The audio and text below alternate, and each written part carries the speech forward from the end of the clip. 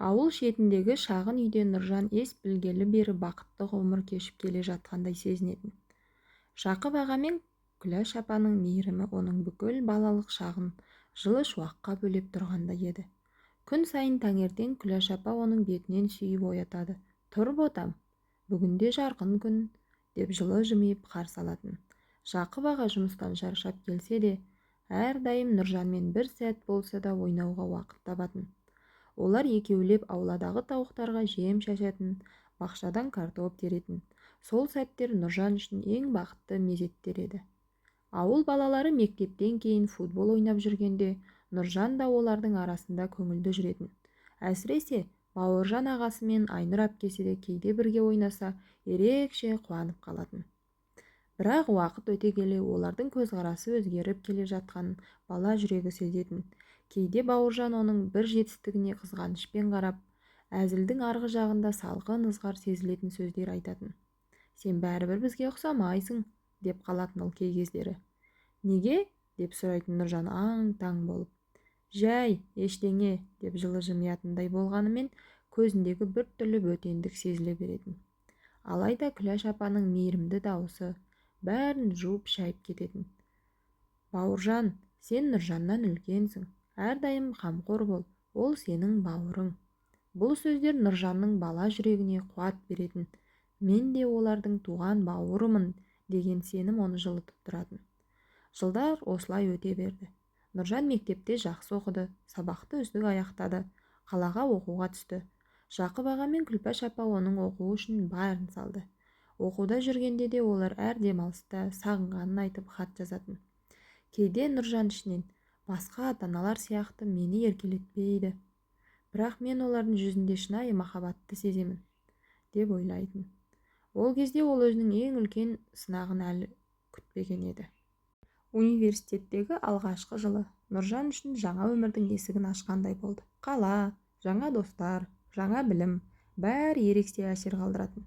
Бірақ ауылға әр оралған сайын ішінде бір түсініксіз ауыр сезім пайда бола бастады. Ауылда кейде үлкендер бір-біріне күбірлесіп отыратын, әсіресе көрші кемпірлердің «Құдай өзі берген бала емес қой» деп айтып отырған бір-екі рет құлағы шалып қалған. Ол кезде аса мән бермегендей болып жүрсе де, жүрегінің түпкірінде әлде бір күдік қылаң берді. Бауырлары да бұрынғыдай емес. Бауыржан енді жиі сөз қақпақтайтын болды. «Қалаға барып, білім алып, мықты болып кеттің бе? Сен онсыз да бәрімізден ерекше едің» дейтін астарлы сөзбен. Айнұр әпкесі де бір күні ұрысып қалған кезде «Сен бәрібір біздің ортамызға бөтенсің» деп салып қалды. Бұл сөздер Нұржанның көңілін күптетті. Бірақ анасы мен әкесінің махаббатын еш күмәнсіз сезетін. Олар оған ешқашан бөтен көзбен қарамаған, әрдайым «Балам, біз сен үшін ең үлкен сыйсың» деп отыратын. Бір күні түнде ауылда жатқанда Нұржан Күләш апасының төсегінің жанында отырып сұрады. «Апа, мен сендерге бөтен емеспін ғой?» Күләш апа оның бетінен сипап: «Бөтен? Олай деме ботам, біздің жүрегіміз сені өзіміздің баламыз қылып сүйді. Сен біздің бақытымызсың» деді. Нұржан осы сөзден кейін біраз тынышталғандай болды. Бірақ оның ішінде әлі де бір жауапсыз сұрақ қалды. Ол жауапқа жетуді тағдыр өз уақытында жазып қойған еді. Көп ұзамай оқуын үздік аяқтап, дипломын қолына алған Нұржан үлкен мақтанышпен ауылға оралды. Бірақ дәл осы кезде тағдыр оған ауыр сынақ әзірлеп қойған еді. Жақып аға мен Күләш апа көп ауырмай өмірден өзді. 2 апта ішінде бірінен соң бірі көз жұмды. Ауылдастары да, туыстары да қаралы үйдің алдында ұзақ үнсіздікпен қоштасты. Нұржан үшін бұл өмірдің ең ауыр кезеңі болды. Ол ата-анасын жер қойнына тапсырған күні жүрегінің бір бөлігі бірге кеткендей сезінді. Арада бірнеше апта өткен соң ағайын туыс, бауырлар жиналып, үйдің дүние мүлкін бөлісу мәселесін көтерді. Үлкен ағасы Бауыржан әңгімеге бірден көшті. «Енді бәріміз де есейдік. Әке-шешенің артына қалған дүниені әділ бөлісуіміз керек» деді. Айнұр әпкесі де қосылды. «Иә, өзара келісіп шешейік». Нұржан үнсіз тыңдап отырды. Ол бұл әңгімеге аса құлшынбайтын. Өйткені дүние үшін емес, ата-анасының мейірімі үшін өсіп жетілді. Сол кезде Бауыржан сөзін жалғастырып, ауыр әңгімеге көшті. «Нұржан, біз саған бір нәрсені айтуымыз керек». Нұржан аң-таң болды. «Сен бізге туған бауыр емессің» деді. Бауыржан тура көзінің ішіне қарап: «Сен асырандысың. Үстел басында ауыр үнсіздік орнады. «Не деп тұрсың?» деді Нұржан дауысы дірілдеп. «Иә», деді Айнұр. «Әке-шешеміз сені сәби кезіңде біреуден асырап алған. Біз де кішкентай едік. Бірақ уақыт өте келе шындықты білдік. Олар саған бұл туралы ешқашан айтпады. Енді сен бұл дүниеге таласа алмайсың», деп сөзін қосты Бауыржан. «Саған бізге рахмет айту жетеді. Саған берілген мейірімді өмірдің өзі үлкен сый». Нұржанның жүрегі қақ айырылып түскендей болды. Ол ата-анасының қанша жыл бойы оны қалай жақсы көргенін есіне түсірді. Бірақ дәл қазір бауырларынан естіген бұл суық сөздер ішін өртеп жіберді. Мен сендермен қанша жыл бауыр болдым. Сендер мені ешқашан бөтен санамаған сияқты едіңдер ғой, деді дірілдеген дауыспен. «Біз саған қолымыздан келген қамқорлықты жасадық, бірақ шындық осы. Енді бәрін орнына қояйық», деді Бауыржан шалқын дауыспен. Бұл сәт Нұржан үшін нағыз сатқындықтың, мейірімсіздіктің шыңы болды. Ол үшін бұл дүние бөлісу емес, өзінің кім екенін жоғалтып алғандай күй еді. Үйден шыққан соң ол далаға ұзақ қарады. Аспан бұлттанып тұрды. Әке-шешесінің қабіріне барып көз жасына ерік берді. «Апа, әке, сендер мені қалай сүйдіңдер, ал мына бауырларымның жүрегі тас екен», деп іштей күбірледі. Дәл осы сәттен бастап Нұржанның өмірі мүлдем өзгеріп сала берді. Осы бір ауыр шындықтан кейін Нұржан бірнеше ай бойы өз-өзіне келе алмай жүрді. Ішінде бір бос кеңістік пайда болғандай, кіммін өзі, қайдан келдім, неге бәрі осылай болды? Бірақ бір сәтте ол өзінің осы күйзелісіне тұншығып отыра бермей, шындықтың түбіне жетуге бел буды. Өзінің туғанын, тамырын, тарихын білгісі келді. Бұл жолы оңай болмайтынын ол білген жоқ, бірақ ішкі бір күш оны алға итермеледі. Алдымен ауылдағы перзентханаға барды. Ондағылар ескі мұрағаттарды ақтарып, оның туғанына қатысты құжаттарды таба бастады. Біраз уақыт өткенде мейірбикелердің бірінің есінде қалғаны бар екен. Ол кезде бір жас қыз баласынан бас тартқан еді. Саған ұқсайтын. Әке-шешесі қатал еді, баланы бірден асырауға берген болатын. Бұл мәлімет Нұржанның үмітін оятты. Ол әртүрлі мекемелерден сұрау салып жүріп, ақыры бір есімді тапты. Гүлнұр деген қыз сол жылдары ауылдан қалаға келген, жас өспірім кезінде баласын босанып, мәжбүрлі түрде одан бас тартқан. Бұл деректі естігенде Нұржанның жүрегі алай-дүлей болды. «Ол менің анам ба? Ол неге мені тастады? Ол әлі тірі ме екен?» деген ойлар санасын жегідей жеді. Көп ізденістен соң Гүлнұрдың қазіргі тұрғылықты жерін анықтады. Ол қала шетінде шағын ауылда тұрады екен. Бірнеше күн ойланып, ақыры барып кездесуге бел буды. Кішкентай ғана шарбағы аласа үйдің алдына келгенде жүрегі қатты дүрсілдеп тұрды. Қоңырауды басар-баспасын білмей біраз тұрды. Сосын батылданып есіктің қоңырауын басты. Есікті орта жастағы қарапайым әйел ашты. Шашы аздап ағарған, бірақ жүзі жылы екен. «Сәлеметсіз бе?» деді Нұржан дауысы дірілдеп. «Сәлем балам, көмек керек пе?» деді әйел таңырқап.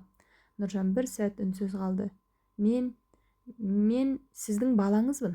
Гүлнұрдың көздері кенет үлкейіп кетті. Қолындағы шәйнегі түсе жаздап, бір сәтке тұрып қалды. Көзінен жас ыршып шықты. «Балам менің», деді кемсеңдеп. Келесі сәтте екеуі бір-біріне ұмтылып құшақтасып ұзақ тұрды.